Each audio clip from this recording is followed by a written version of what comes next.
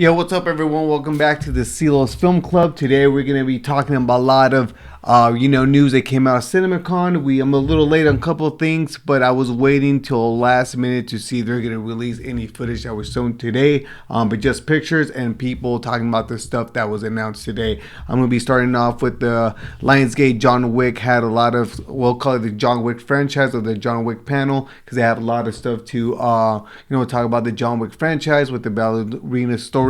Spin-offs they're actually announcing, and is John Wick coming back?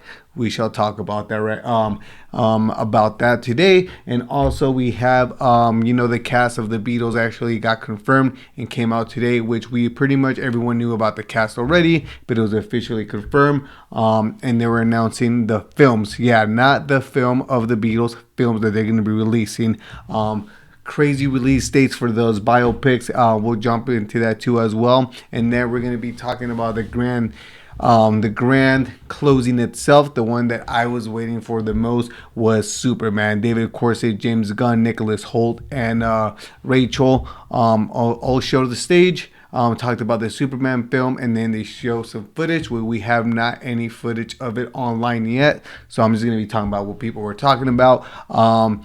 I appreciate you guys for, clicking on these videos, liking and subscribing to them, watching them. Please, guys, subscribe to the YouTube channel, hit that notification button, and let's jump right into this news, because, this is pretty exciting news. Cool.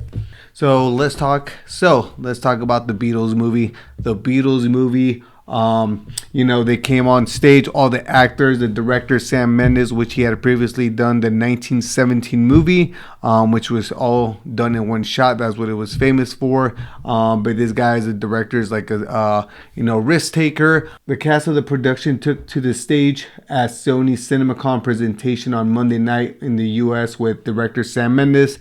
The Beatles is going to be a foreign film cinematic event on April. That will be released April 28th. Foreign films, and they're all going to be released simultaneously. One based off, each film is based on each character. Guys, I don't know how I feel about this. Can this be something where they won't spend so much money on all the films, and they expect everyone to go see all the movies, make it like an event? Are all the films going to be long, short? It's hard to wrap my mind around it, to be honest. I really have to sit down and think about it and see what is the actual benefits. Are they each film gonna be poetic and they'll tie with each other, all their separate films? You see the on the eyes of each musician. But it's something I've never seen before. Have you guys ever seen anything like this? Four different films at the same time with the same story. They're being released separately, but on the same day. Are people gonna see more than? It's okay. Will any actor get butthurt if someone saw their film less than the rest? Like, no one would watch one of the musicians. I just thought about that right now. Let me give you guys the actors that we're talking about. The actors and who each actor is going to be playing. Paul Mescal is going to be playing Paul McCartney. Harris Dickinson is going to be playing John Lennon. Joseph Quinn is George Harrison. And Barry Keoghan is going to be playing Ringo Starr, which I'm very excited for. All these castings. They're all great actors. We've all seen Paul Mescal. He was in the last Gladiator movie. Harrison Dickinson, I remember him from the Iron Claw. Sorry, not the White Claw, the Iron Claw. And then Joseph Quinn, of course, he's going to be in our Fantastic Fours, and he was Eddie from Stranger Things. And then Barry Keoghan, Oscar-nominated actor. He was our Joker. He's phenomenal. He's in a lot of stuff. He's great. But yeah, guys, let me know what you guys think about this crazy release date with different movies of each character in the Beatles, where they'll all be tied together. Maybe they'll do a movie each, and then they'll do one epic Beatle movie a year after, 6 months. That'd be pretty cool. Let me know what you guys think about that. Now let's jump into our next topic. Let's talk about the John Wick franchise. Like I said before, John Wick movies are entertaining to me. Easy to watch movies. Never been so crazy seeing the first day they come out kind of movies, but they did have a lot of stuff to talk about. Of course, they talked about ballerina. They showed more footage, action sequences, but they did have confirmation that John Wick 5 is officially in the works. guys, that's pretty cool. I know that John Wick really, sorry, Keanu Reeves, that he is in love with the John Wick franchise. He loves doing it. He is getting older, but they have confirmed to officially do a John Wick 5 movie. You guys excited? Are you guys John Wick out? You guys don't want to see or hear any more John Wick? Or do you guys rather see spin-offs like the one that we're about to announce right now? We're going to be announcing the spin-off for the character Kane, which I think he is the blind character. Yes, he is the blind character. On Donnie Yen set to start and direct in the film, which is, I think, is pretty cool. I like when the actors do that. They're great at doing that. For the most part, actors that direct and write their own films that they're starring in, they usually do a great job. A lot of people do it. A lot of actors do it. I'm excited to see this. I think this will be pretty cool, and is also writer Mattson Tomlin, who is attached with the Batman Part 2, is set to help write it too as well. And then let's jump into some more movie news. For the John Wick franchise, we do have a John Wick animated show that's going to be coming out. Sorry, I'm trying to look up. There's a lot of news that I have right here. John Wick animated TV series that's going to be coming out. I think it's supposed to be a prequel of John Wick. I think that'd be pretty cool. That'd be cool. They kind of did like an anime kind of style. If you guys seen what I'm trying to compare it to, if you guys seen Kill Bill, when they have that segment is all animated, I think they should do something like that.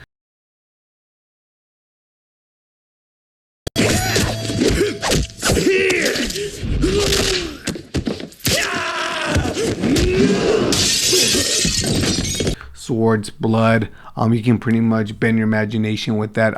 They shouldn't get too crazy like Into the Spider-Verse kind of type of animation, but I think they should do something like that. What do you guys think? A prequel? I think if they were to do a prequel, it would have been cool. They did it animated like they're doing now and make it a really good written film with action-packed fight sequences. I think that's the way to do for this John Wick franchise. That's what works. That's what's been working. Don't break it. Don't fix it if it ain't broken. You know what I mean? And last but not least, let's talk about the thing that I am mostly excited about and I've been hearing. I wish I saw footage. I wish we got a trailer that was prepared all day for a footage or trailer, but it did show extra footage that I personally, want to talk to you guys about. Let me see what you guys think. So I'm gonna pull it up right now. And this is according to people that watch it. Pretty much, I'll tell you the description. It opens up with Superman crash landing. Crypto charges and jumps on Superman, hurting him. He wants to play. He's excited. New score plays. Fortress appears from the ground. Is A-shaped door. Crypto drags Superman in. Superman robots rush to help Superman. And Superman thanks him. Superman has multiple injuries. Robots lift Superman carrying. Robots use yellow sun to heal him. Superman thanks them again. The robot states, "There is no need to thank us. We will. There's no need to thank us. We will not understand." They examine him in a medical office. Superman screams in pain. And Superman screams in pain. Lois interviews Superman as Clark, and then Superman in the fortress gets upset as. Superman in the fortress gets upset at Crypto, who made a mess. Robots do not like Crypto. Crypto cries when Superman leaves. Wow. Okay. It's very dog centered in a sense. Dude, that's pretty deep, especially if you like dogs and stuff like that. I think this is gonna be a movie full of heart. It's gonna have some silliness to it. I think Superman, Clark Kent, is gonna be a little bit naive too as well. He's such a kind dude, and with all these powers, he's gonna be a hard time balancing it. I want to see what dynamic Lois and Clark Kent has. But I did see actually some news about that. If I can find it right here, pretty much is I gotta find it to talk to you guys about this. Okay, this was I was gonna pull up. So, James Gunn calls Superman and Lois Lane Chloe. Pretty much him saying Chloe have been dating for a few months, and now they're really learning the ins and outs of each other. What's good about them, and what's not good about them. What are their ideals like, and what have Lois Lane, who's a pragmatist and Superman is an idealist. How does that work together?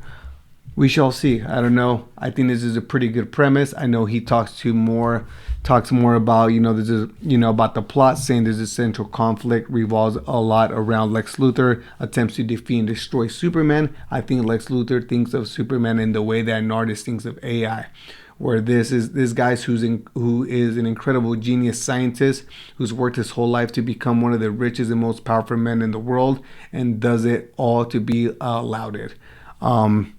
This is pretty cool, to be honest. I think this is gonna be a dynamic of people's ideas, and I think Lois is gonna have his own idea. Clark Kent is gonna have his own idea, same way as Superman, and then Lex Luthor, this big old powerful guy with a lot of money, that's worked his whole life, does not have any powers. Is very powerful. They all have their ideas, kind of similar to the world we live like today. Everyone has their own ideas. I think this is a great way to attack Superman and stuff like that, and how Superman looks at the world. Clark Kent, very idealistic, very maybe a little naive, thinks everyone deserves a shot at being good, but also he has to look at himself that people can look at him as a threat because of how much power he has. And I think that comes along with all these other superheroes that that he is with and stuff like that. That are in this world and stuff like that. There's more stuff that David Cornsweet was talking about that I really want to get into. So let's talk about this. So David Cornsweet said that David on his take on Superman, the thing that I was drawn to most with Superman was the tension between his love of humanity and the role that he can play for them, and the loneliness that he feels in the fact that he can never quite be one of them, and that he plays out in so many different ways, not least of which is his love of being Clark Kent and getting to play as one of them, at least for a short period of time. That's awesome. I think he's trying to tap into Clark Kent and Superman. I think some people that really like Man of Steel really like how powerful he was, the fight scenes, and how badass Henry Cavill looked at Superman. But they never really touched about Clark Kent, to be honest. You just kind of see him Daily Planet. You see him kind of as a kid.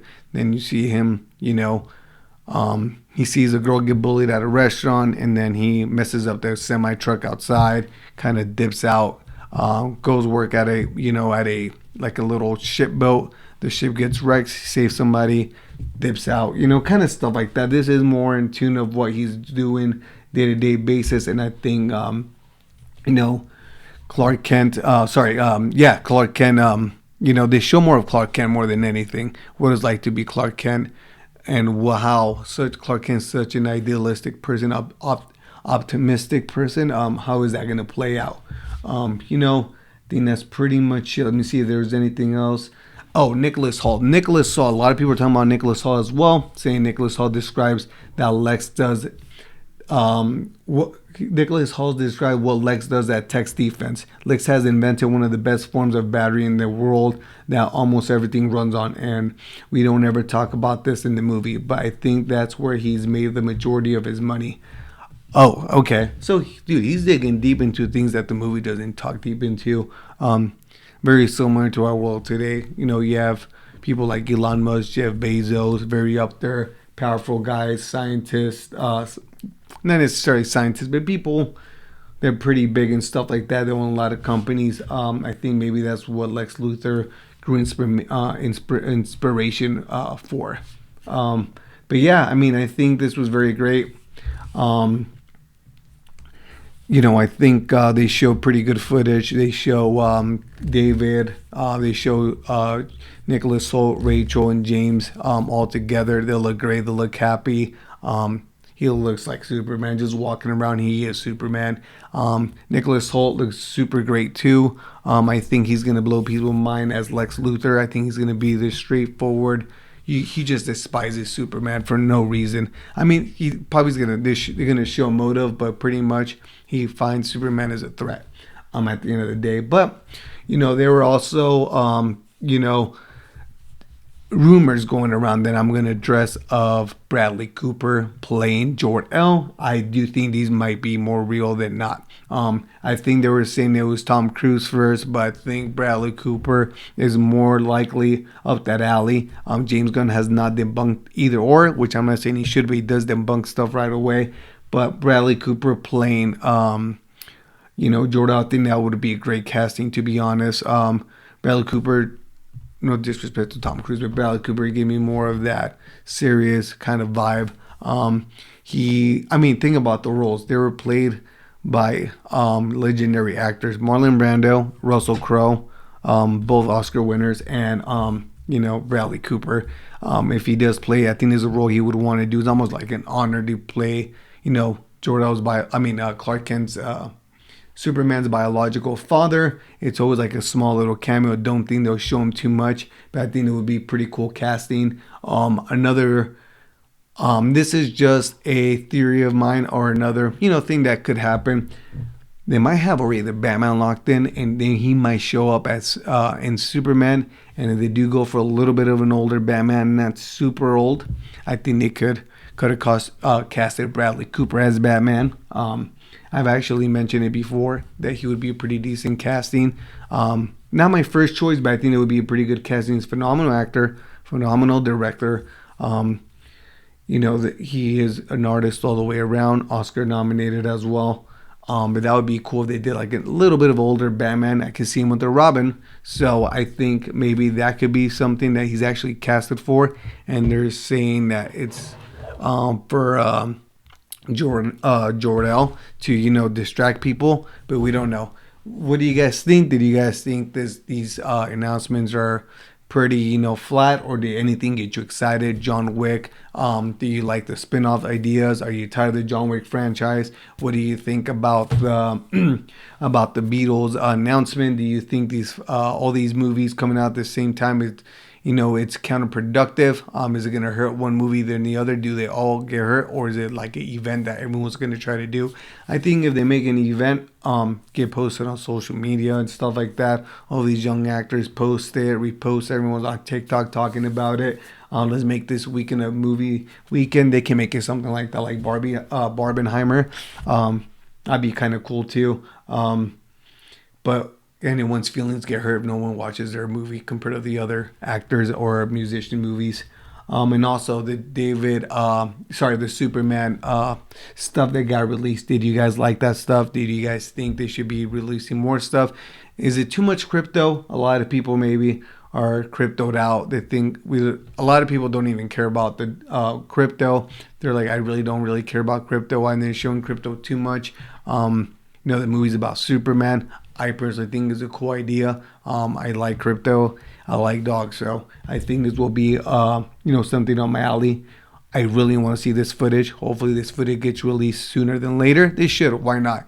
It should get people, if the footage is good, they should put it out HD on YouTube. Everyone watches it, more views, more marketing, because I think people are still a little 50-50 with the movie because of people think there's a silliness tone to it, but I think it is that lightheartedness that Superman's really about. So, cool.